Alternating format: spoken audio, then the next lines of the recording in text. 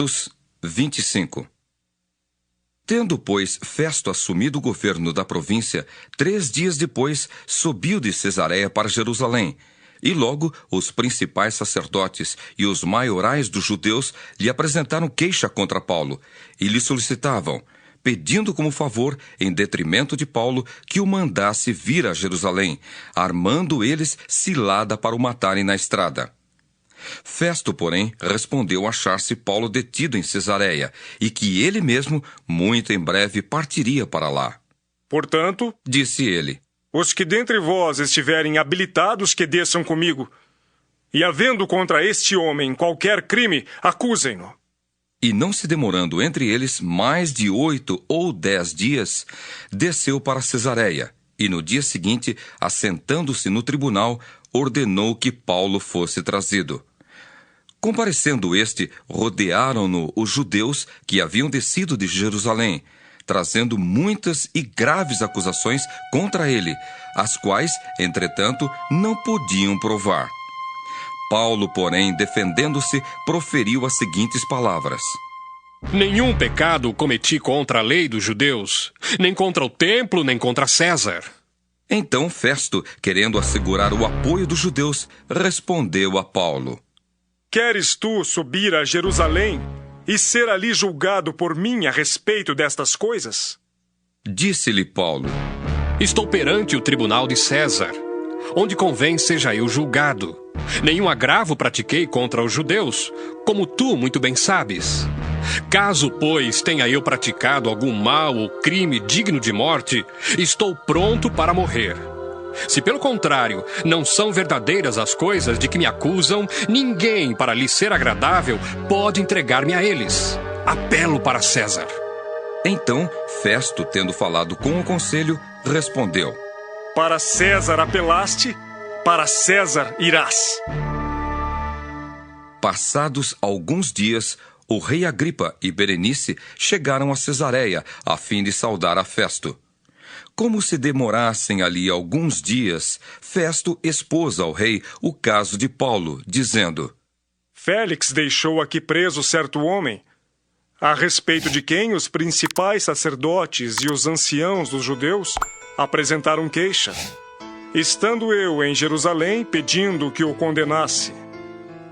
A eles respondi que não é costume dos romanos condenar quem quer que seja, sem que o acusado tenha presentes os seus acusadores e possa defender-se da acusação.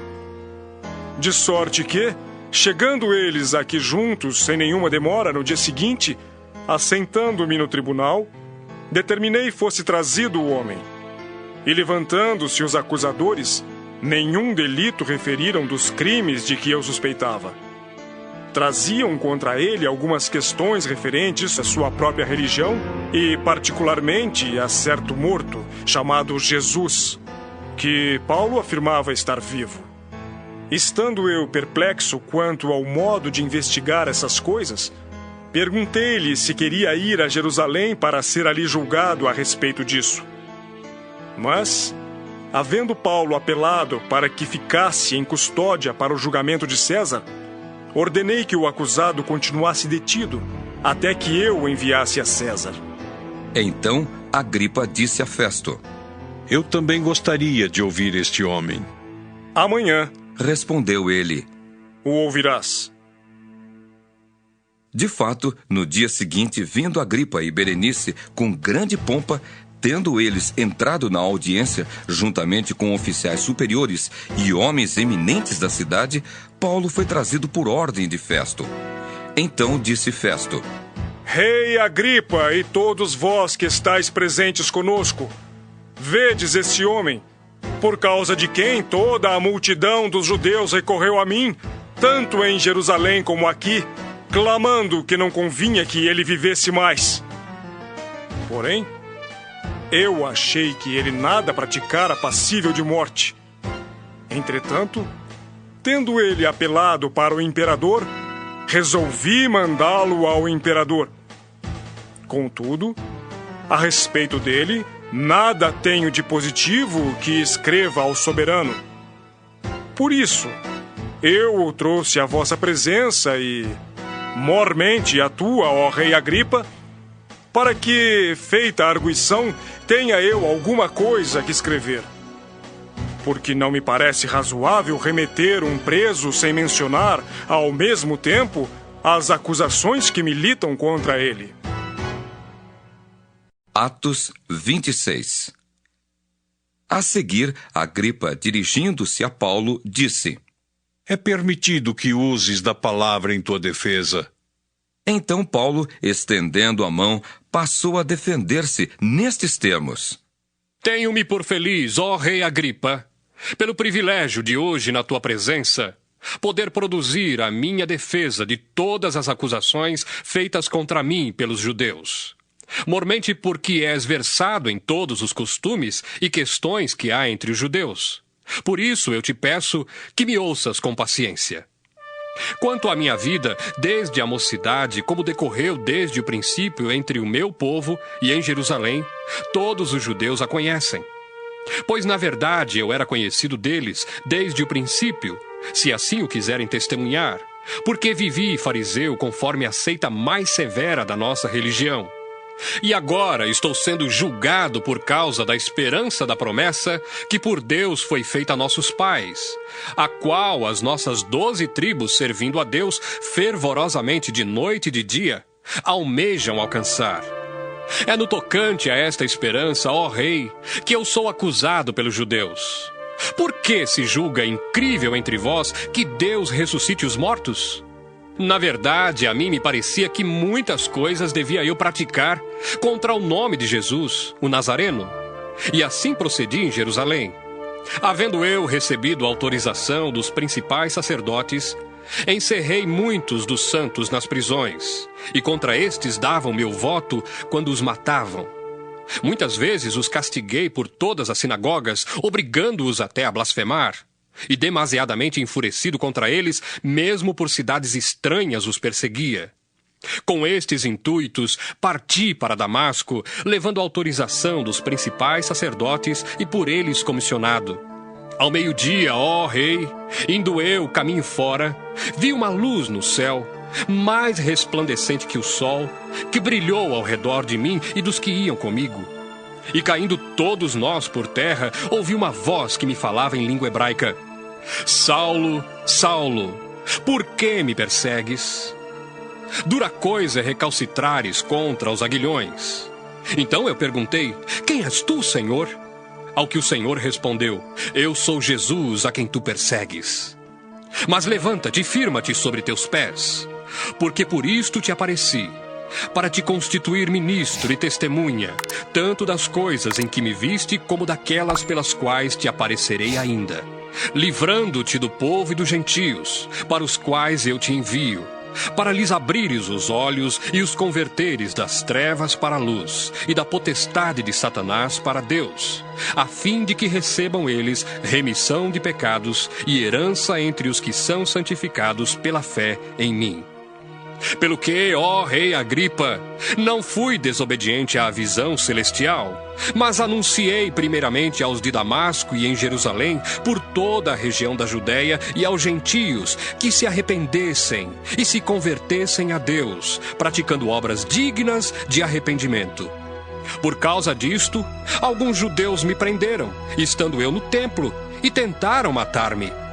Mas, alcançando o socorro de Deus, permaneço até o dia de hoje, dando testemunho tanto a pequenos como a grandes, nada dizendo senão o que os profetas e Moisés disseram haver de acontecer.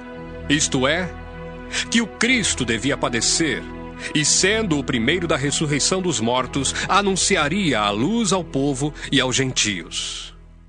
Dizendo ele estas coisas em sua defesa, Festo o interrompeu em alta voz: Estás louco, Paulo! As muitas letras te fazem delirar!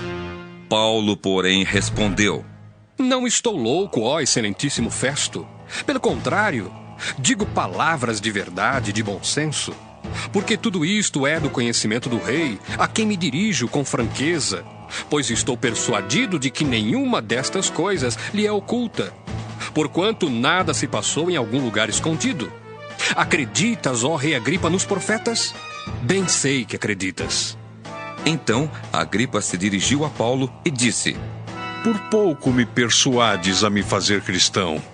Paulo respondeu: Assim Deus permitisse que por pouco ou por muito, não apenas tu, ó rei, porém todos os que hoje me ouvem, se tornassem tais qual eu sou, exceto estas cadeias. A essa altura, levantou-se o rei e também o governador e Berenice, bem como os que estavam assentados com eles, e havendo-se retirado, falavam uns com os outros, dizendo: Este homem nada tem feito, passível de morte ou de prisão. Então, Agripa se dirigiu a Festo e disse: Este homem bem podia ser solto se não tivesse apelado para César. Atos 27. Quando foi decidido que navegássemos para a Itália, entregaram Paulo e alguns outros presos a um centurião chamado Júlio, da corte imperial. Embarcando no navio Adramitino, que estava de partida para costear a Ásia, fizemo-nos ao mar, indo conosco Aristarco, macedônio de Tessalônica. No dia seguinte, chegamos a Sidom. E Júlio, tratando Paulo com humanidade, permitiu-lhe ir ver os amigos e obter assistência. Partindo dali, navegamos sob a proteção de Chipre, por serem contrários os ventos. E tendo atravessado o mar ao longo da Cilícia e Panfilha, chegamos a Mirra, na Lícia. Achando ali o centurião um navio de Alexandria que estava de partida para a Itália, nele nos fez embarcar. Navegando vagarosamente muitos dias e tendo chegado com dificuldade defronte de Cnido, não nos sendo permitido prosseguir por causa do vento contrário, navegamos sob a proteção de Creta, na altura de Salmona. Costeando-a penosamente, chegamos a um lugar chamado Bons Portos, perto do qual estava a cidade de Lazéia.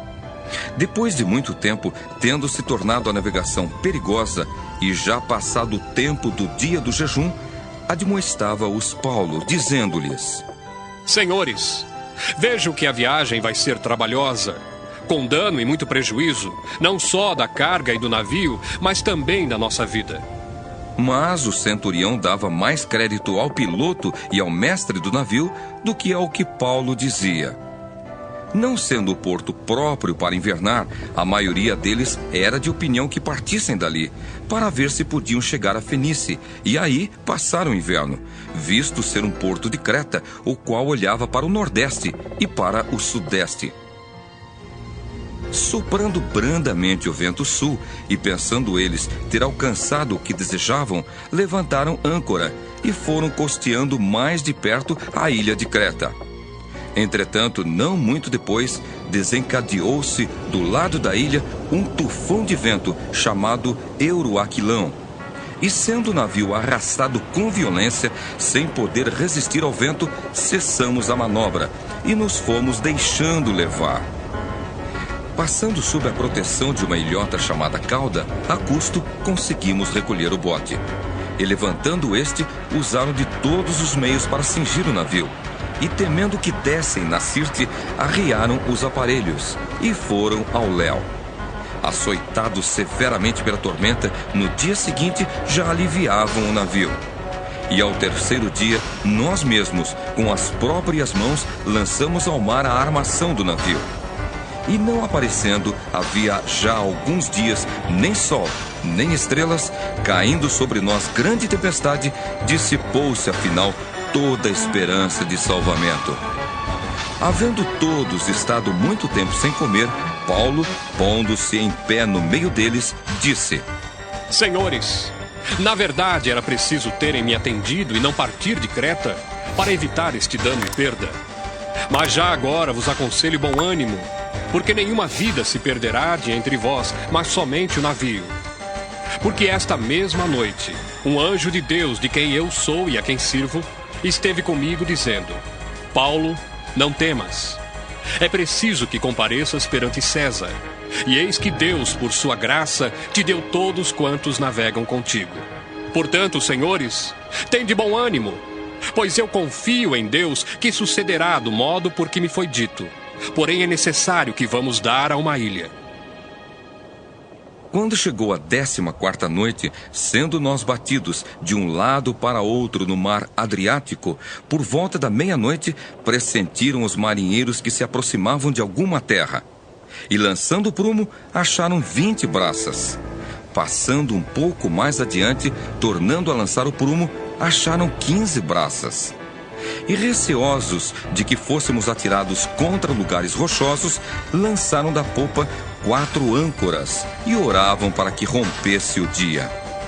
Procurando os marinheiros fugir do navio e tendo arriado o bote no mar, a pretexto de que estavam para largar âncoras da proa, disse Paulo ao centurião e aos soldados: Se estes não permanecerem a bordo, vós não podereis salvar-vos.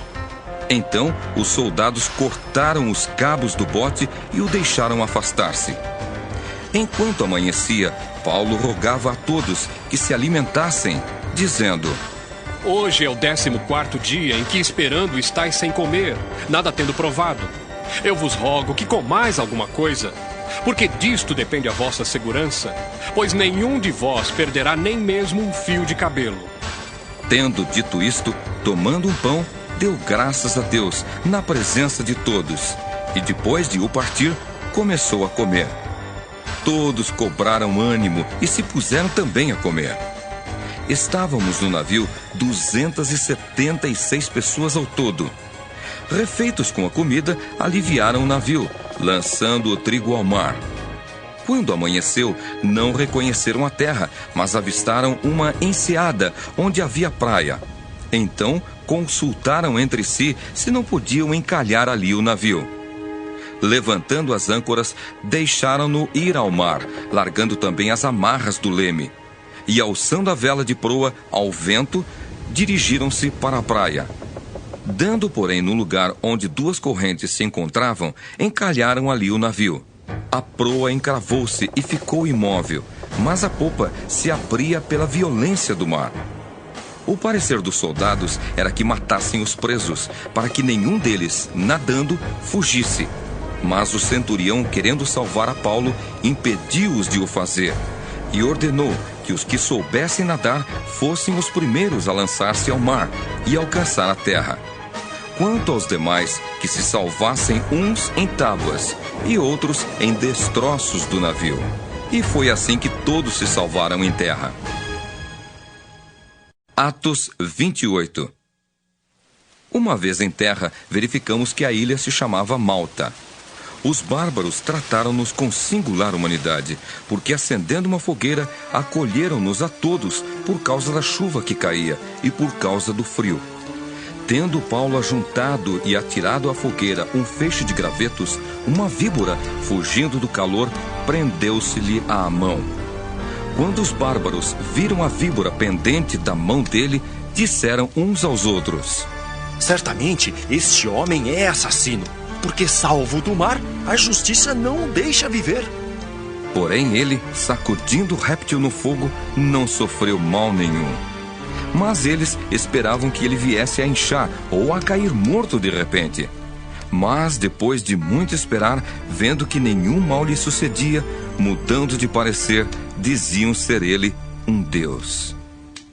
Perto daquele lugar havia um sítio pertencente ao homem principal da ilha, chamado Públio, o qual nos recebeu e hospedou benignamente por 3 dias. Aconteceu achar-se enfermo de disenteria, ardendo em febre, o pai de Públio.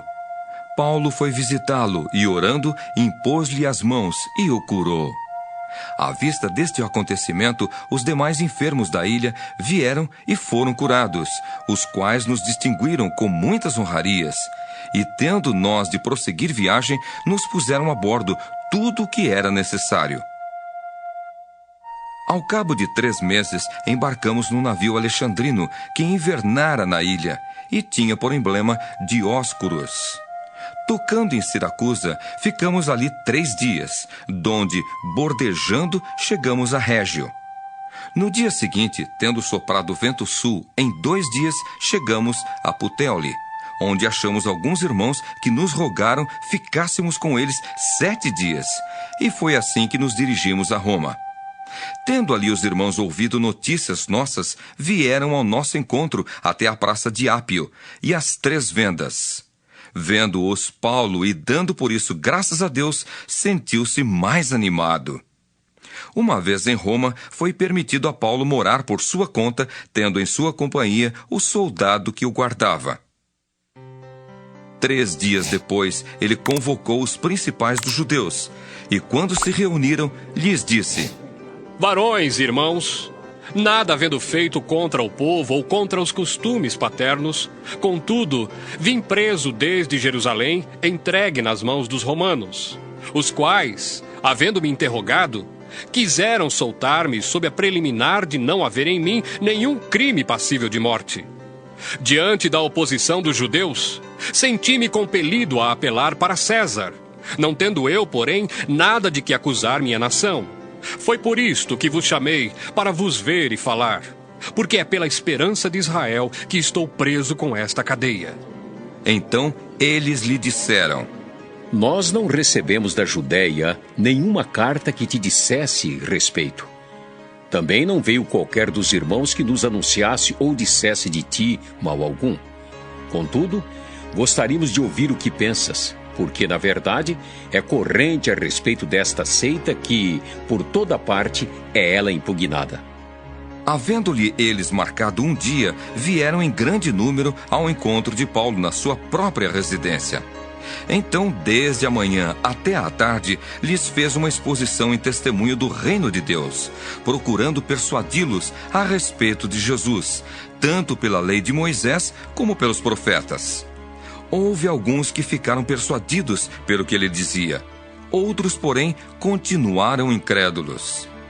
E havendo discordância entre eles, despediram-se, dizendo Paulo estas palavras: Bem falou o Espírito Santo a vossos pais, por intermédio do profeta Isaías, quando disse: Vai a este povo e dize-lhe: De ouvido ouvireis e não entendereis, vendo vereis e não percebereis. Porquanto o coração deste povo se tornou endurecido, com os ouvidos ouviram tardiamente e fecharam os olhos, para que jamais vejam com os olhos, nem ouçam com os ouvidos, para que não entendam com o coração e se convertam, e por mim sejam curados. Tomai, pois, conhecimento de que esta salvação de Deus foi enviada aos gentios, e eles a ouvirão. Ditas estas palavras, partiram os judeus, tendo entre si grande contenda. Por 2 anos, permaneceu Paulo na sua própria casa que alugara, onde recebia todos que o procuravam, pregando o reino de Deus, e com toda intrepidez, sem impedimento algum, ensinava as coisas referentes ao Senhor Jesus Cristo.